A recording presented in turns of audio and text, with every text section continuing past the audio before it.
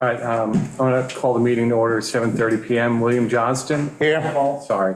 Tom Graffinino. Here. Lynn Colligan. Here. Lisa Kreckler. Here. Diorio is here. We also have Stephen Kiley, Town Attorney, present. The first order of business is to review and approve the March 15, 2023 minutes. Anybody have any updates on those, or are we right to the approval process here? Second. All in favor? Aye. All right, we had during the work session on 71 feet Nostrum Parkway, the Borthwick application. The applicants have asked to withdraw their application at this point. I think maybe they felt that it wasn't going to go their way here. And so that application has been withdrawn. We will not act on it. And if they wish to reapply with some different plan, they may do that, but it will be a new hearing. And will be properly noticed. We're not going to be reopening that hearing. All right, so then we have one application to discuss here tonight. It's 2 Primrose Place. And wondering, do we have somebody here to present? Yes. Step up and state your name, ma'am. Yeah, no, Oh, sorry, I'm sorry, ma'am, I'm jumping the gun here. She's got to read the legal notice. A hearing on the application of Luis Caraccio, owner of the 2 Primrose Lane, 52 Cubbets Lane, Shelter Island, New York, which is located at the AA reverting to A zone district and is more specifically described on the Suffolk County tax map as 700-3-2-38. The applicant is seeking a variance from Shelter Island Town Code, section 133-6B5A, for the following relief. To hold the 29 feet front yard setback from the northern front lot line where 40 is required for the proposed garage.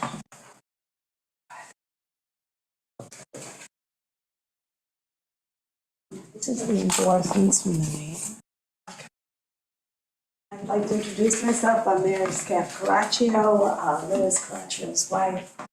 Regretfully, he had a family emergency and can't be here, so I'm speaking in behalf of him. I do have some handouts I'd like to, I don't have to do one, so I'm sharing them. Sure, please make sure to give one to Christina. I did. Correct. Yeah. The visuals of what we're actually trying to accomplish, and also endorsements from all our immediate neighbors regarding their acceptance of what we would like to do. We had the house on Primrose built in 2004. At the time, it was sufficient for our needs. At this time, our children have all married, and they all have wonderful husbands and wives, and we also have 8 grandchildren. So we have an immediate family with our 8 children and 8 grandchildren of 18 people, including Louis and I. The house at the time, as I say, was sufficient, and now we find the space is really limited when they're all together as a family. We love Shelter Island. We spend a lot of time here all year long. And in the summer, our children do love beaches and, you know, Father Peter at the church, and we just spend a lot of time here. And we feel that, we're a corner, and with the corner, there's 2 front yards, and so we are parking lanes because our family has expanded, and we're hoping to take that garage and make it a family room and add a garage on it. It's the most cost-effective because it's already insulated and it already has electricity, and will serve our purpose to be able to do this. And eventually, we want to make this a permanent home. So we're hoping that with this, possible expansion, that our children will still feel like they can come together as a family with us when we're out here.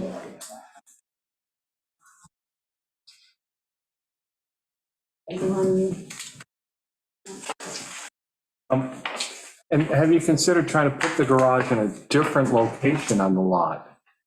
The only problem with that wouldn't be as cost effective when you're trying to keep down the cost as much as possible. The garage is already, as I said, insulated, it has electricity, it has sheet rock, so it was the way that we felt we could afford to make this expansion.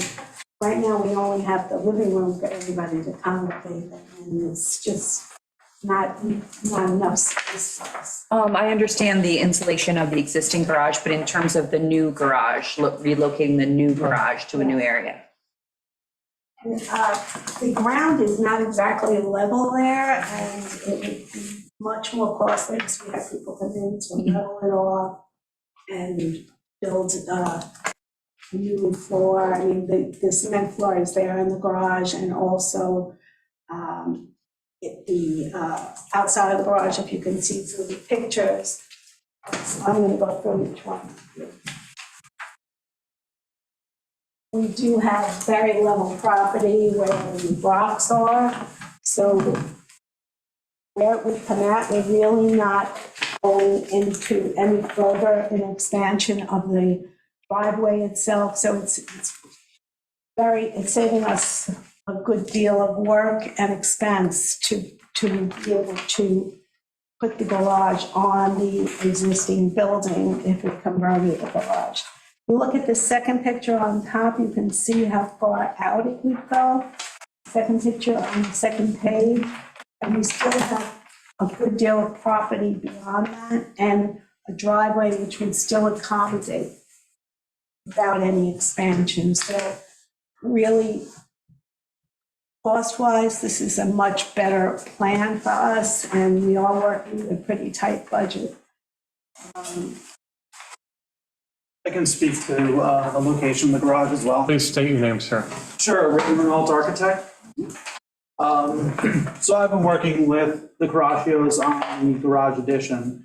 And if you look at the survey and the required setbacks, you can see that it really wouldn't leave a lot of room unless we push something completely to the backyard. That kind of breaks the line of the back of the house, which wouldn't really be connected to the house. It would actually block the views of the backyard from the proposed family room. And if we were to do something and push it towards the front, you kind of have this beautiful L-shaped house right now. And by pulling that garage forward, I'm not sure we can connect it in the same way. So this really kind of continues the line of the existing house of what's been built. And, kind of is the most cost-effective solution for them for this new structure, this new addition. And you can probably see from some of these pictures, I don't know if you've all been out to the site, but it almost doesn't feel like a corner lot because there's such a wooded area next to Cobbett's Lane. There's actually quite a distance there. Cobbett's Lane, I think, is much further over than what the survey shows. Physically, when you go out there and you look at it, there's a large section of wooded area. And there's some issue with the actual location of Cobbett's Lane on, town maps or something like that. Brett had pointed that out to me, that it's not really in the right spot. Right, no, it looks to me like it's about 60 feet from the existing house. Yeah, it's Maybe pretty far even- over. I don't know if that's about to change or, what the issue is, but there is a substantial amount of land there. When I first pulled up to the project, I kind of didn't believe that it was on a corner until I saw the survey. So, it would be their goal to kind of maintain that buffer. And having to move that driveway out a little bit, are you gonna have to cut into that buffer at all and Yeah, definitely. any trees and Well, bushes down? right now, if you look at the pictures, we're thinking, if anything, this has maybe a foot if Yeah. we had to, but it looks almost as if we wouldn't have to even touch the grass. Yeah, they want to keep as much of the existing driveway as possible. I have a question.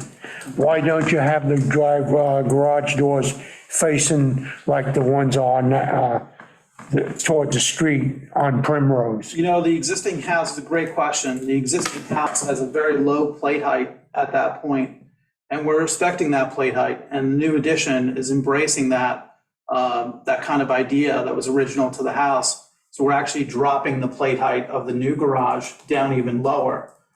So it's really tucked in, and it's too low to put a garage door on the front face. So we have a gable that actually runs towards Cobbett's Lane, and it's actually going to tuck under the existing gable. So it's kind of a house that kind of stacks down, and will be lower and smaller than the current garage, you know, as far as height goes. So we were able to make that work. I do have plans if you want to look at those as well. Maybe you can email them to us before our work session. Sure. And also the floor of the house. Visually. Would you like to see them? Are these the plan? Yes. Yeah, If you so- go to the elevation, you can actually see how that garage roof line works. Yeah, I see how it works. It actually tucks in underneath the existing. Yeah. And drops down. So if this is a 6'8" or 7-foot high window, you can see how the garage doors really wouldn't work on that elevation. Right. Is it like a salt box roof on the Yeah, back? yeah. It's lower on the front and then a little higher on the back.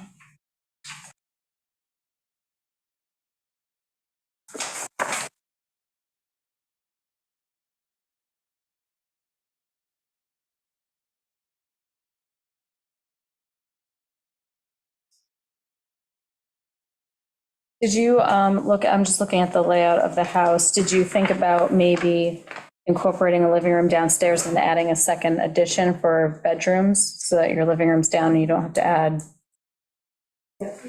Well, downstairs, there's no stairs to the, you're talking about to basement? No, did you ever look at maybe adding a second story to the house instead? So converting the downstairs bedrooms to your living room and then adding? No, I'm sure that would be too costly. And just because the garage is basically insulated, sheet rock, electric, we're not adding any bathrooms or anything like that. So that's definitely, And also constructing, you know, 3 walls of a new garage. Garage is probably the least expensive type of, you know, construction we can do. So we're building 3 walls of a new garage onto the existing house. Anything else we do is gonna, you know, cost more money. we're keeping the doors and. We're actually reusing the doors, we're reusing some windows. We're trying, the house is in great shape. It's been really well maintained. As the property has, anybody Yeah. who's passed by the property. So we're looking to build on what's there, and this seemed to be the most reasonable thing. Unfortunately, we do need a variance for it. But we didn't really see any other way without, you know, breaking them a few more eggs to do it, right? To make that omelet.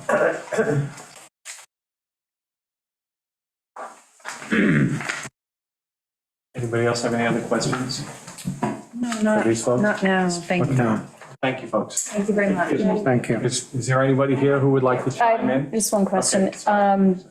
Is it possible to do maybe just a 1-car garage? No. I'll speak to my husband, who's a person, and he would never even buy a house with 1 garage. Never even go to one. And currently the garage, do you keep 2 cars in there, use it for storage? Do you have boats, equipment, lawn equipment, Bicycles and. bicycles? We What? both have cars, we have bicycles, we have, lawnmowers. Because I'm looking at here and there's definitely room on the property for a shed type situation if storage was an issue. No, we have 2 cars. We actually have 3 cars between us, but we keep, Okay, so that's not something that you've looked at, just doing a 1-car garage. I work different shifts, so sometimes my husband comes with his car. and- So you have not looked at just doing a 1-car garage? No. It wasn't a requirement. Anybody else? No? Thank you. Thank you. Thank you. Thank you. Is there anyone here who would like to weigh in on this application? Anybody out in Zoom land who would like to weigh in on this application? No? All right, so let me just take a look at the calendar.